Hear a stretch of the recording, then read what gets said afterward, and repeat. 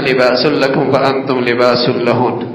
اسلام نے تو یوں کہا کہ بدن سے زیادہ قریب چیز لباس کے اور کوئی چیز نہیں، تو فرمایا مرد اپنے عورت کے قریب تر اتنا ہے جیسے کہ لباس قریب ہوتا ہے، عورت اپنے مرد کے اتنے قریب ہے جتنا لباس قریب ہوتا ہے، وہ اس کا لباس یہ اس کا لباس، بیچ میں کوئی اور چیز آڑ ہے ہی نہیں، پھر بد اعتمادی کس چیز کی؟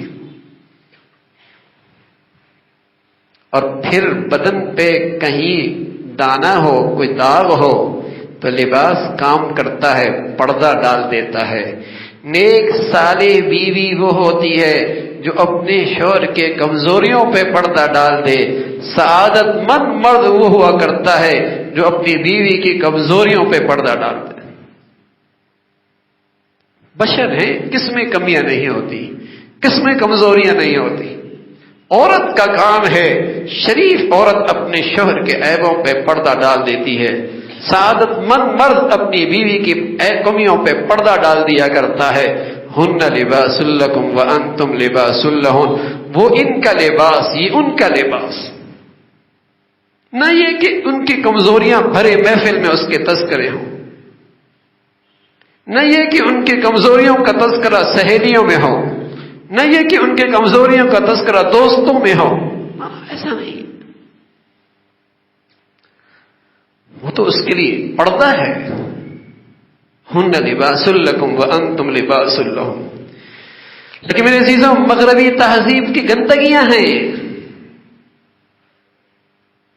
اب یہ گندگی کو لوگوں نے اسی کو اچھائیاں سمجھ لیا ہے، انہی گندگیوں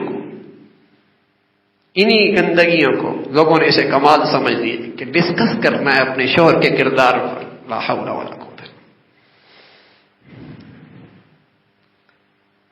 ہن لباس لکم وانتم لباس لہن، کمیوں پہ پردہ ڈال دیا۔ تو میرے عزیزو، نکاح کی زندگی مبارک زندگی ہے، حد الامکان گھر کو نبھانا چاہیے۔ اللہ میرا اور آپ کا مقصود ہے، مطلوب ہے، لا مقصود الا اللہ، لا مطلوب الا اللہ، لا معبود الا اللہ، لا مقصود الا اللہ، لا مطلوب الا اللہ۔ ہماری زندگی کا مقصود، مطلوب، محبوب، مسجود اکیلا اللہ ہے۔ ان دونوں کا آپس کا ملنا اللہ تک پہنچنا ہے۔ کبھی صبر کے راستے سے پہنچتے ہیں، کبھی شکر کے راستے سے پہنچتے ہیں۔ ان دونوں کے ذریعے اللہ تک پہنچنا ہے، کبھی صبر کے راستے سے دونوں پہنچیں گے، کبھی شکر کے راستے سے پہنچیں گے۔